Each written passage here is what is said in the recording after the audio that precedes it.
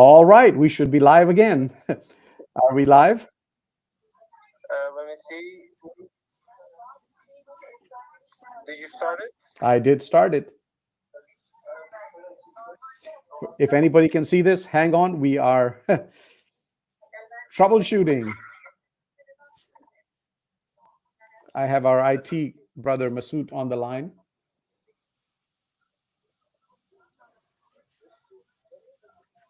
So it shows I'm live.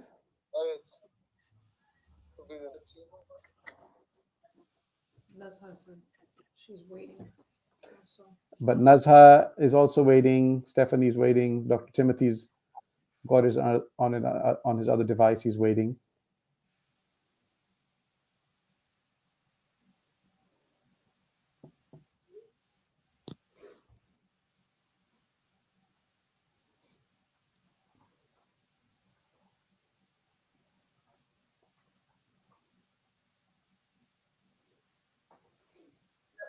Okay, let me see. Okay, you guys are live. We're live? Yes. And my great. Okay, I'm not seeing it, but Maybe go back to the live link. Go back and try again. I'm watching you on YouTube. All right, good. You're watching, but I think there are some people on another link who are. Yeah, they have to come back to this one. Once you end it, that one goes dead. No, but when I ended it, they couldn't see it. That's why I ended it.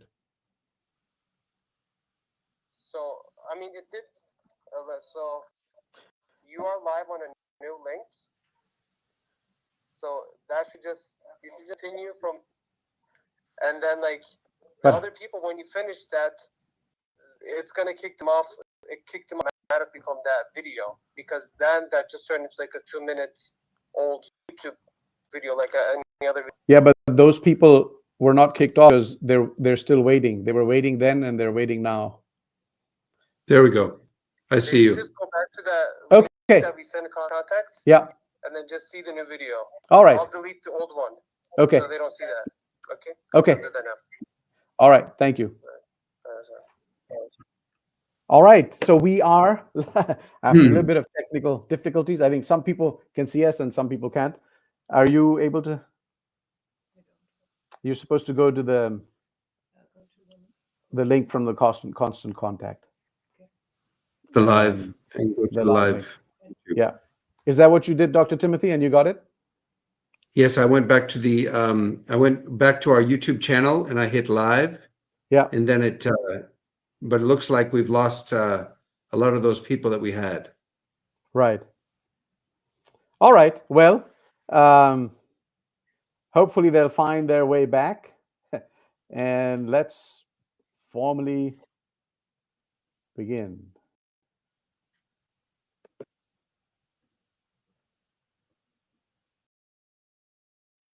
The mission and vision of the American Islamic College, to me, pretty much now synonymous with the work. I believe in the transformative power of education, and not just education that is informative, but in education that is transformative, education that really changes how we live. But I think that the Muslims of America need a place that they can come as a Muslim space. This is their space. It belongs to them.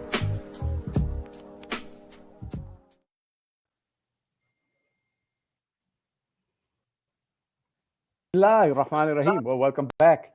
This is the space that we're building. And over to you, Dr. Timothy. Why don't you start us off today?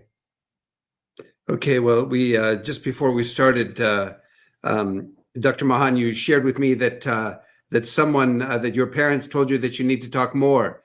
So my feedback from last night was from my wife, and she said I have to talk less. So so maybe there's a balance there that we'll get to tonight, inshallah.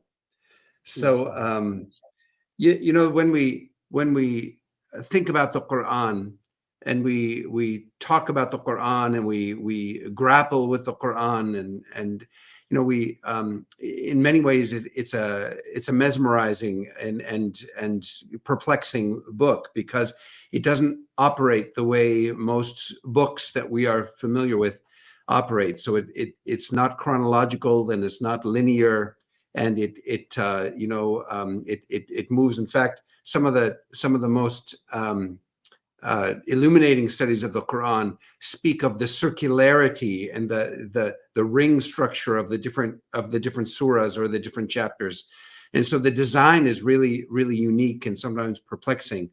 And what we're doing in Ramadan is we go through these 30 portions, which again are not scriptural, but these are just 30 portions that were divided so that we could work through the entire Quran in a month, and especially in the month of Ramadan, which is the month that we celebrate as the month of the intervention of the Quran, of the revelation of the Quran. In some ways, we're going backwards in time. Now, remember, the Quran was, according to Muslim tradition, according to Muslim belief, was revealed little by little over 23 years. Some of that period was spent in society building, and some of that period was when they were just a new religious movement that was being persecuted. And so we're going to see the context of the verses as we journey through them. We're going to see the context kind of raise itself or make itself clear. And so tonight, what we're looking at is a very almost the last verses of the Quran to be revealed in the last chapter, one of the latest chapters of the Quran. And so we're going to see signs of interreligious dispute. We're going to see signs of society building. We're going to see legislation. So we're going to see discussions about divorce and about marriage and about warfare and the limitations of fighting, and we're going to see all kinds of elements that speak to nation building and a community that is now really grappling with the nuts and bolts of what it means to live in community, to live in society. And so this is a really interesting evening for us to plunge into. But I just want to be clear about the fact that we're almost reading the Quran in these nights of Ramadan backwards in a counter chronological way. And so right now we're at a very late stage of community building and society building. Okay, good. I think that's really helpful context. And we're in what's the longest chapter of the Quran, yes, which covers a lot of ground. So we're a bit over halfway through, but we'll continue through the same chapter tonight. It's called the cow, or the cow, Al-Baqarah. There's a whole nother discussion to be had about the naming of the surahs. A surah means a chapter of the Quran, but this one is the cow. It's the longest. And the topic, some of the things that stuck out with me are, first of all, the direction of prayer.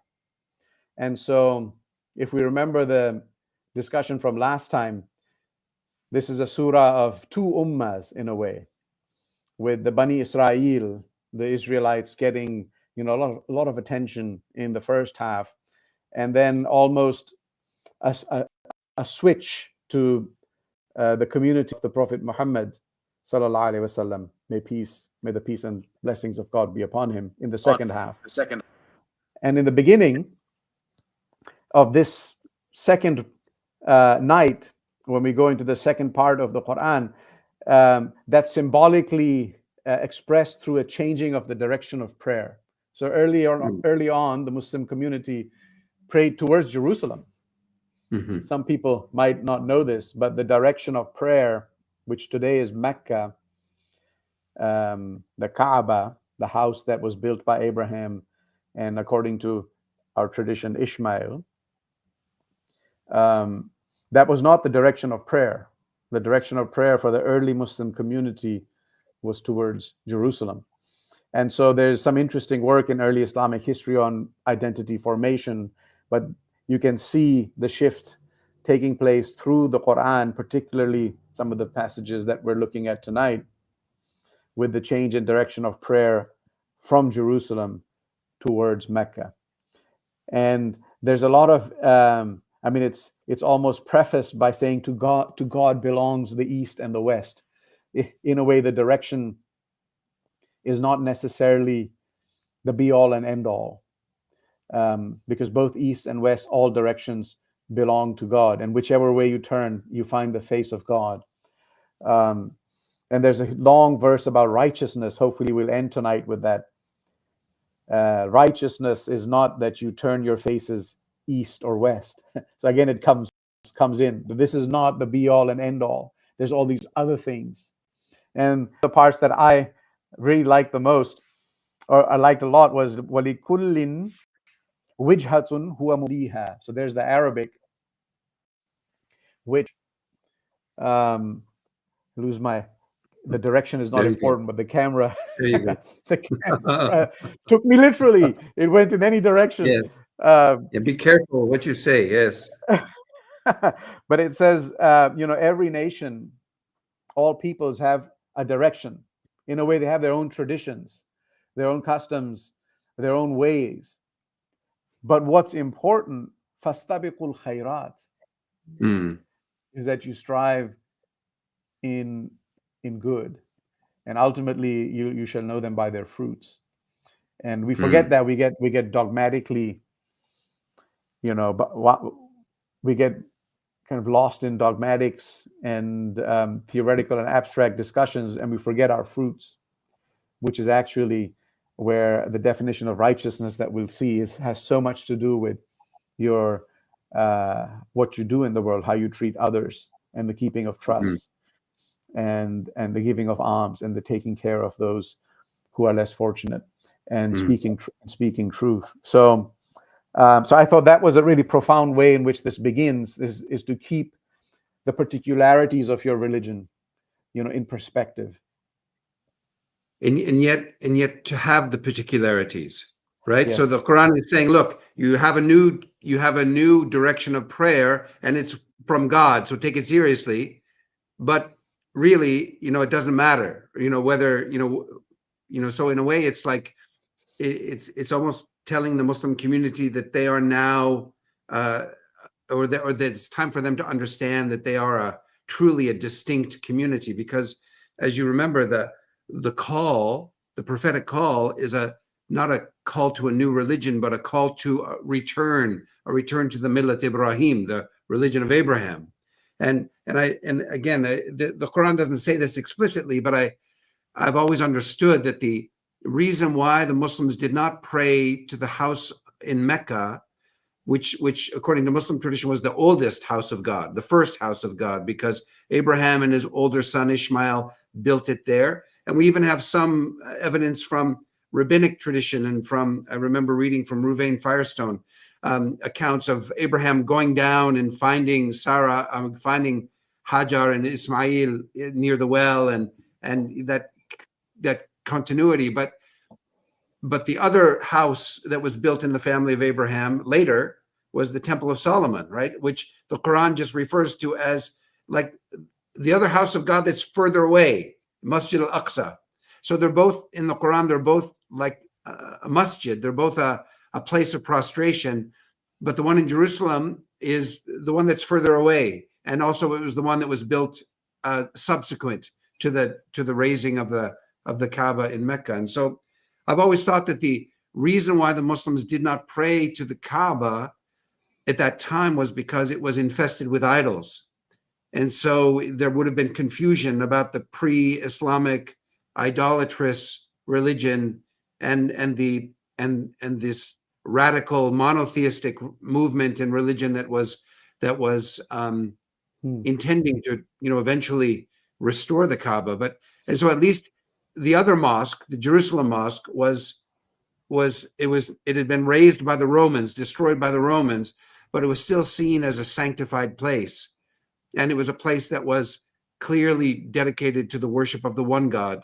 And so the Muslims prayed there until God gave them the direction to change the Qibla, the direction of prayer. Is that consistent with how you've understood it, Mahan?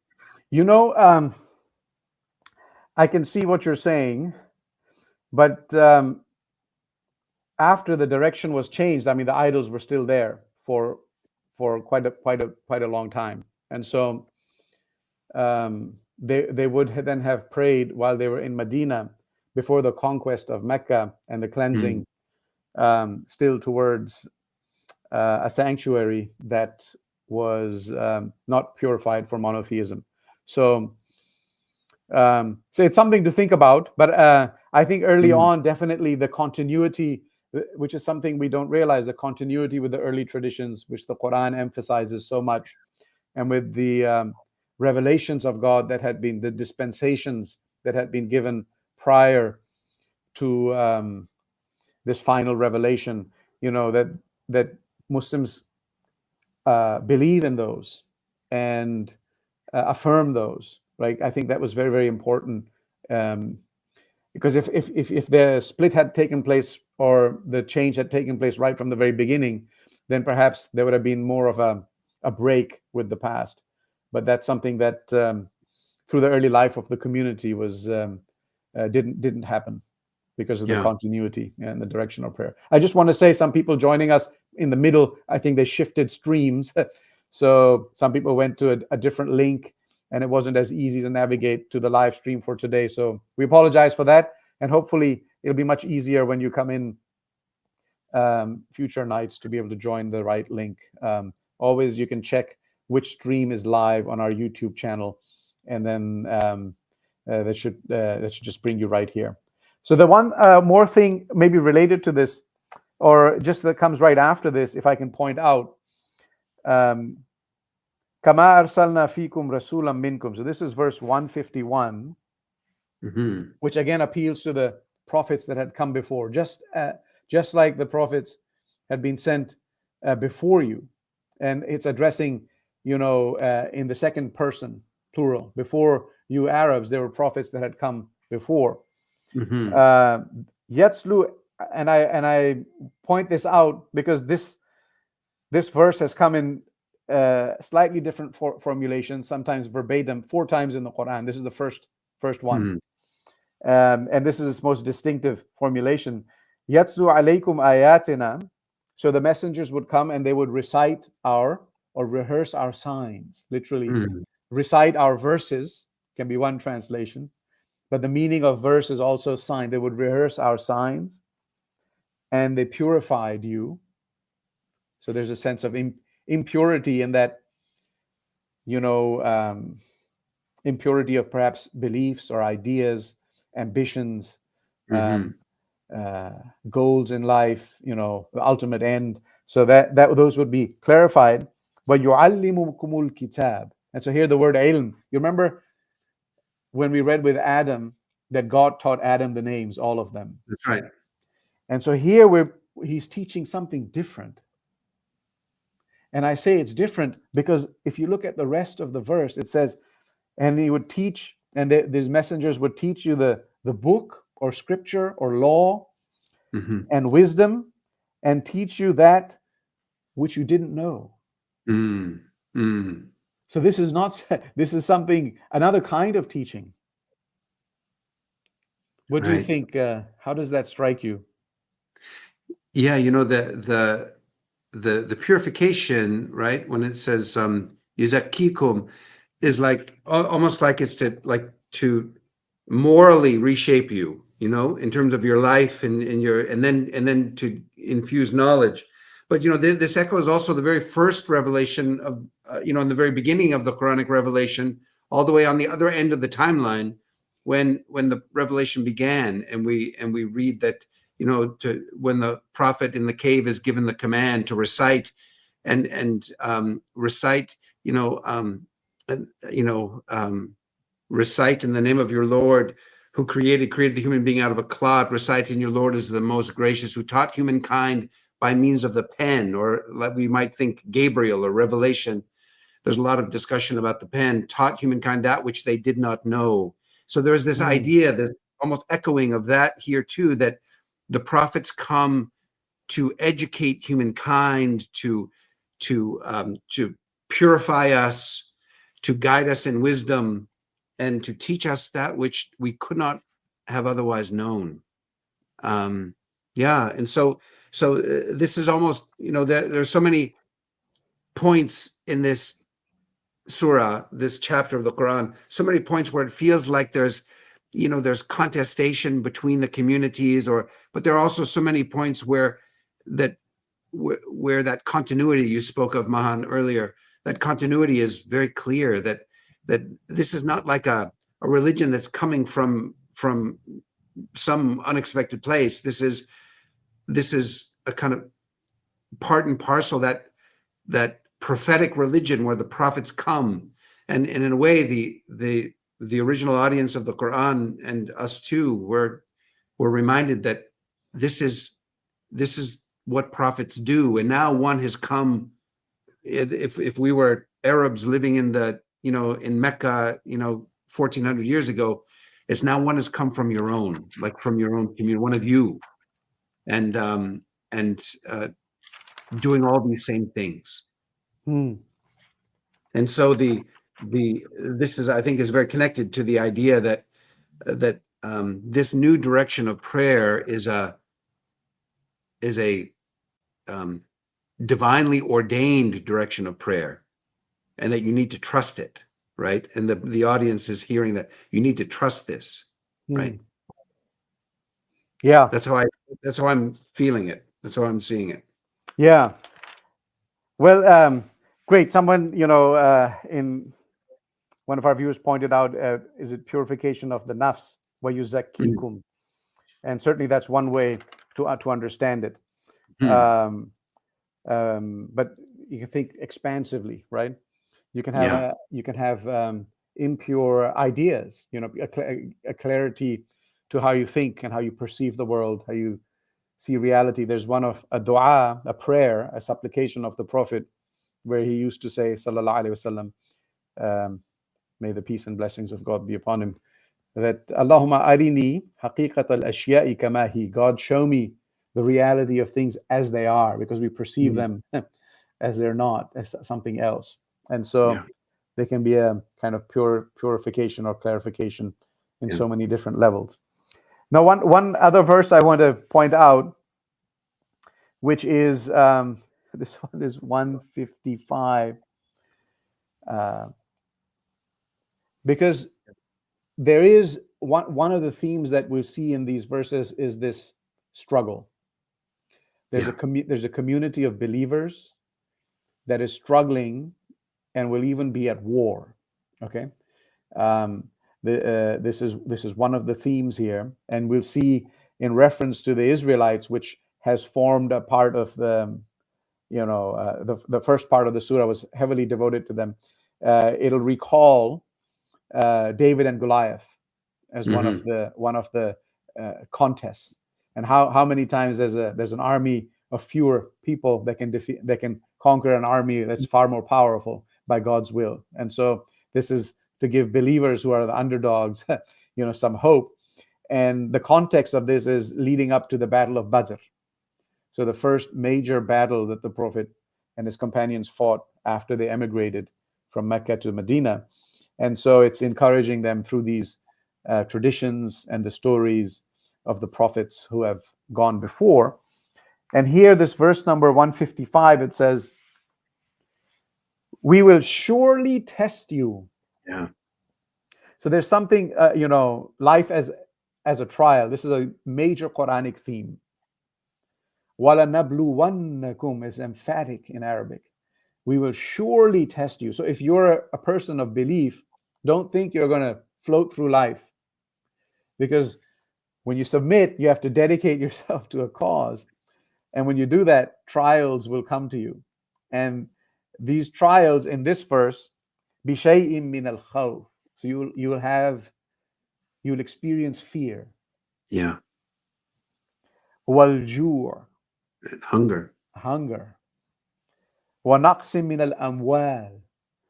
And a loss of wealth. Yeah. وَالْأَنفُسِ. And you might even lose your life. Yeah. وَالثَّمَرَاتِ. And the fruits, like, you've done so much work, perhaps to earn whatever it is you earn, and the fruits are manifesting themselves, and you will lose them. Yeah. وَبَشِّرِ الصَّابِرِينَ. And so give glad tidings to those who are patient and they persevere. الَّذِينَ إِذَا أَصَابَتْهُمْ مُصِيبَةٌ قَالُوا. So when tribulation and affliction and trouble, musibah, it comes to them, it strikes them, they say, and this is what Muslims recite when at the time of death or when someone dies, they say, Inna lillahi wa inna ilayhi raji'un. That surely we belong to God, and to God is our return. And see, this is something the Qur'an gives you, is this laser sharp focus on what ultimate ends are, and to sort of to take you away from being deluded by things that are right in front of you in the world. Yeah, no, and of course, this same promise is echoed in other parts of this surah and other places when it says, "Do you think that the prophets and the communities that came before you were so tested that they were calling out, crying out, when will the help of God come? And do you think that you're not going to be tested?" And so there's almost this connectivity between divine election, like being chosen by God, and suffering, right? And there's almost this guarantee that the troubles will come. And then the verses that you were reading, Mahan, just end with this beautiful 157. I'll just read the English because it's easier for everyone. But these people who say that surely we belong to God, and to God we are in the process, we are all returning. These are the ones, right, upon whom the blessings and the mercy of their Lord descend, right? And these are the ones who are following the right course. So there's almost this equation that tribulation will come, that the believers are called to be patient and to be remembering that our journey that everything is ultimately for God and to God, and then the blessings of their Lord descend upon them. So it's but clearly in the midst of everything else. So in this passage of the Quran, we're getting legislation about divorce and marriage and fighting and all these things, but there's this kind of ominous promise here, like things are gonna get tough. In some ways, that's kind of how I feel, here in Chicago, that we're in a place where things are gonna get tough, and if they weren't already tough, and so we're bracing ourselves for hardship and difficulty. And this is the divine instruction. Remember that you're all returning to God, and that you should be patient and fearless, really, in a way, fearless of anything else. Yeah, great. But we have two more. There's two more things I want to point out. Okay, Mindful, good. maybe we have 15 minutes left. We might go 20 minutes. I know time flies. I want to acknowledge some people in the audience. Balsam, Haddad, Balsam, she says the first ayah was Iqra, and it made me think, that when we're talking about knowledge, now we have three kinds of knowledge. So one knowledge was the one we saw yesterday with Adam, taught the names, all of them, by God in some primordial existence.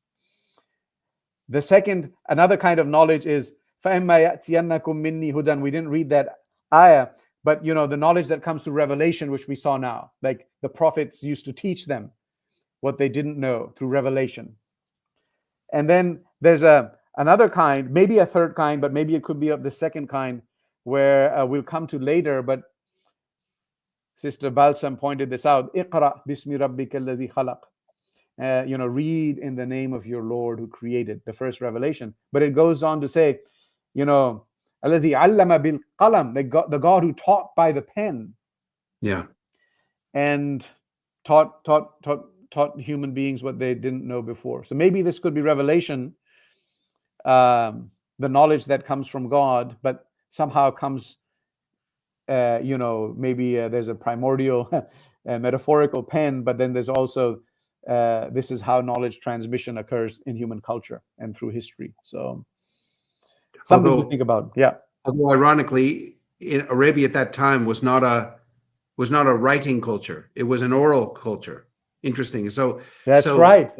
The concept of a pen would not have been a chisel, maybe chiseling words in rock, but but the idea of a pen would have been in some ways very foreign to Yeah.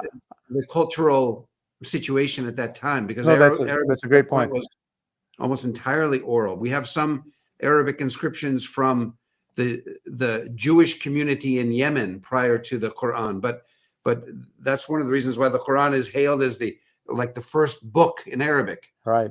Right? Yeah. Interesting. But these are all, and again, the mystical literature and the tafsir tradition, the Quranic exegetical tradition makes a lot about the pen. And in some traditions, the pen is believed to be Gabriel, through whom the revelation comes, the angel Gabriel. But all of this is maybe for another night.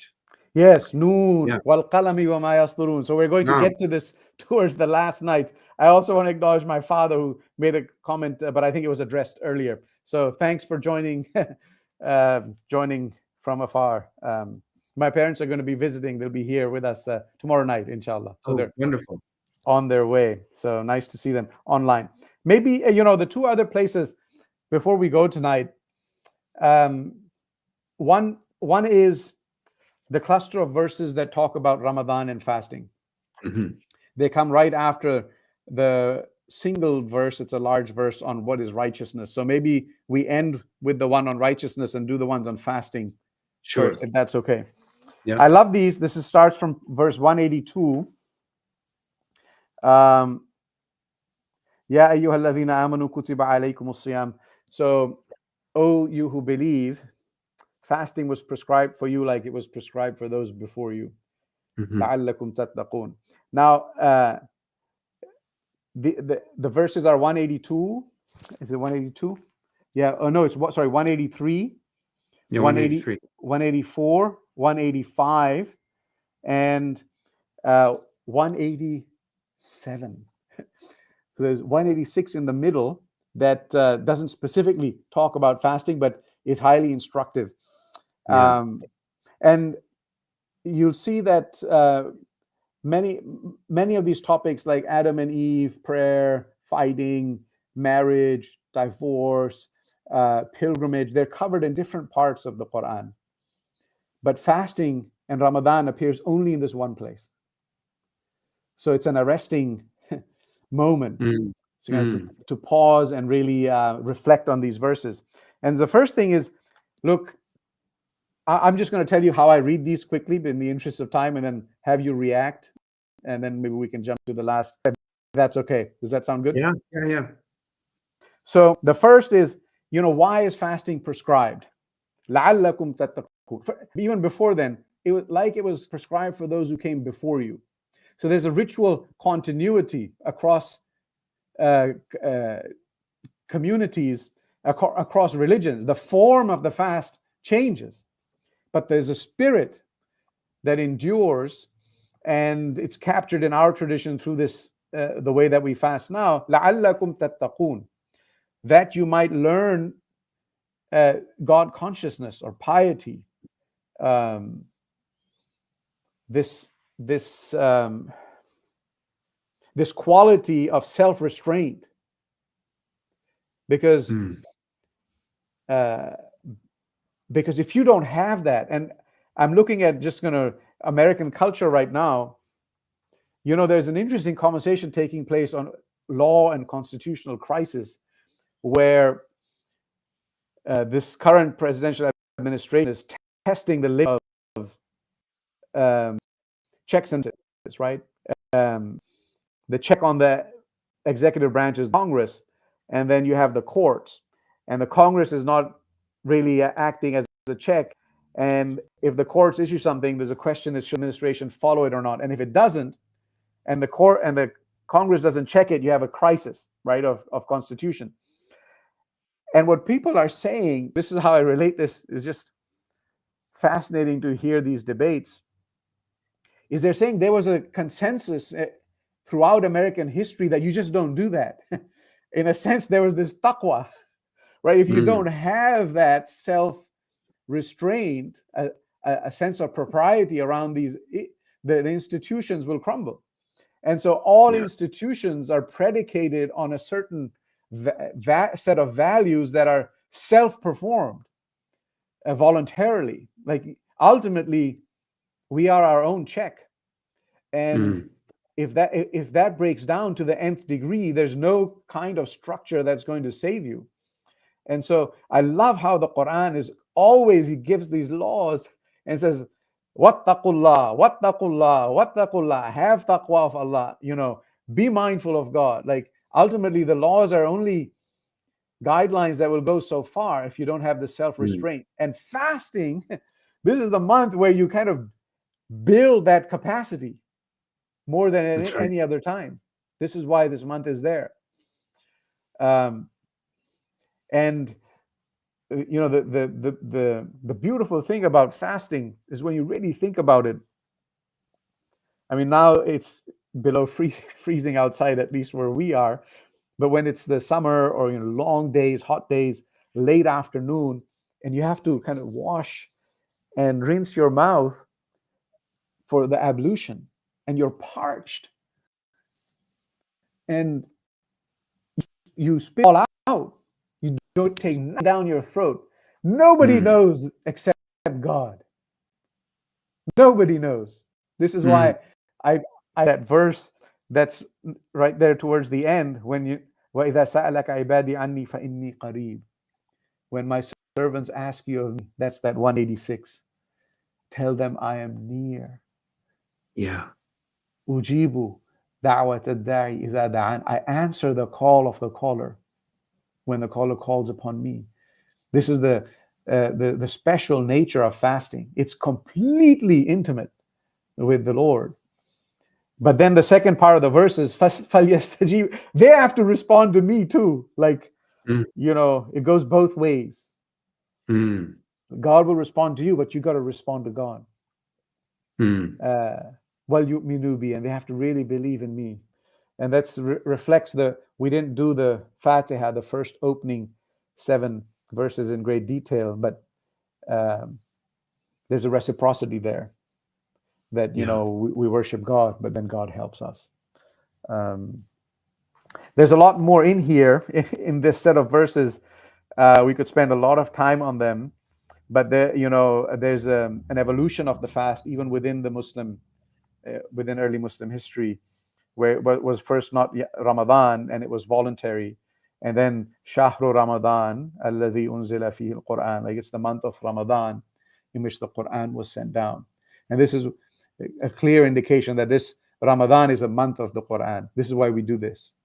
And people stand in the night. And then it says, this is not for, God doesn't want hardship, but ease.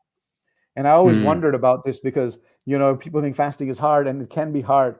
But really, it makes it easier for us to sit. Every year, if we didn't have this kind of spiritual boot camp, we kind of fray. But the month comes back and it pulls you back in. And it makes it easier to then go through the trials that come your way through the path. And so there's وَلِتُكَبِّرُوا اللَّهَ عَلَى مَا هَدَاكُمْ, and then that you glorify, you magnify your Lord on that which He has guided you. And so ultimately, it's for the glorification of God.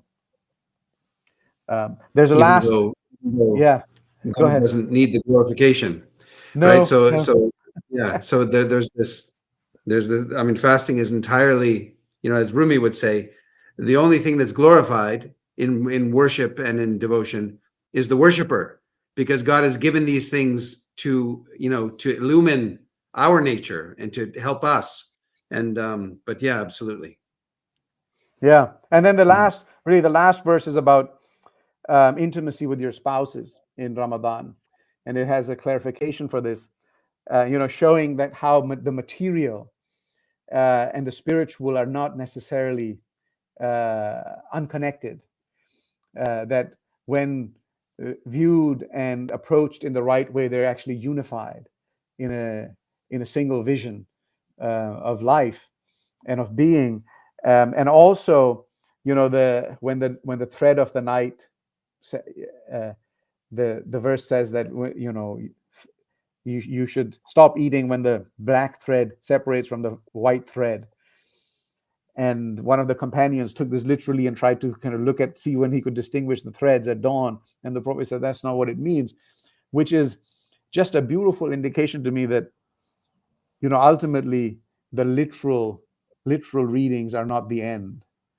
And you cannot do like one through Iceland, Ramadan, and you couldn't, it never got dark. And the sun went down for a brief period. And some people would fast for almost 24 hours in the day. But there was another community that followed a different approach, saying this is unrealistic. And almost, I feel that in this verse, there's a license for that, because you're not going to be able to do this literally everywhere, and it has changed over time. But remember, be reasonable and capture it. So that was a very quick kind of flying through these. There's just a lot in here, I feel. Yeah. Just a quick note about taqwa. The word here for that sometimes is badly translated as being God-fearing, or sometimes better translated as being God-conscious. But it comes from a root in Arabic, which really means vigilance. And so there's this sense of vigilant remembrance of God, vigilant mindfulness of God, vigilant remembrance of our obligations to one another. There's a sense of when fasting is written for you in order that you would become like vigilant and keenly aware, let's say, of God and your obligations to God and your obligations to one another. And this I think is interesting, because the Prophet also, alayhi salatu wasalam, upon him be peace, he also compared fasting to a shield, right? To junnatun. It's like and so there is a sense in which fasting is spoken of almost in kind of terms of spiritual warfare. That it's meant to really wake you up and really make you keenly aware and being keenly mindful of God and our obligations to God and to one another. And then finally, I know we're pretty much out of time, Mahan. So maybe what we'll do is, without even interpreting it, we'll just and maybe even without even doing the Arabic, because I know we're almost at an hour, just to read this beautiful verse 177, because in the midst of all of this distinction, that okay, this is you are now a distinct community, and this is your direction of prayer. Everyone has their own direction of prayer, but God's going to clear up everything. When God brings you back to God. So don't worry about that, and it's divinely ordained. And then we have this verse 177, that even in a context where all these rituals are being discussed, and fasting and the details of fasting and all these other rituals and legal points, we read that it is not righteousness that you turn your faces toward the east or the west, but righteousness, al-birr, is that one should believe in God in the last day, in the angels and the book and the prophets. Notice it's all plural. And give away out of wealth for love of him, to the near of kin, and to orphans, and to the needy and the wayfarer and beggars, and for the emancipation of captives. Notice that nowhere here is it religiously exclusive. It's not Muslim widows, it's not Muslim orphans, Muslim captives. It's for the liberation of captives and the feeding of orphans and widows, and to keep up prayer, and to pay the poor rate, meaning the alms tax, and to be keepers of their promise when they make a promise, and to be patient in times of distress and affliction and in times of conflict. These are the ones who are true. These are the ones who guard vigilantly, right? Again, now we're back to these are the ones who practice taqwa, right? That vigilant remembrance. And so this verse 177, ayah 177, to me is just such a beautiful reminder. And then we go back to legislation, we go back to law, we go back to ritual, we go back to things, but with a clarity that, look, this is what it's all about. And so maybe that's enough for tonight. But it's again, like I could go on all night with this, but we're so grateful that you're with us, whether you're here in real time or whether you're going to be watching this later. I'm so grateful for Dr. Mahan for your presence here, Sidi, and for this opportunity, because ultimately we are also the beneficiaries of this, because this wonderful commitment is reconnecting us to this beautiful book and to these luminous teachings. Thank you, brother, and thank you to all. Have a beautiful night. God bless you this month, and hopefully we will see you tomorrow. Yes, أعوذ بالله من الشيطان الرجيم بسم الله الرحمن الرحيم والعصر إن الإنسان لفي خسر إلا الذين آمنوا وعملوا الصالحات وتواصوا بالحق وتواصوا بالصبر. Cite this every night at closing, maybe a quick translation so people. Yes, please go ahead. So either by the late afternoon or the passage of time through the years, it's an oath that humankind is in a state of loss, except for those who believe and have righteous conduct, and they encourage each other towards what's good and true, and also exhort each other towards remaining patient and persevering. Ameen. Thank you, Dr. Maan. Thank you, everyone. Assalamu alaikum.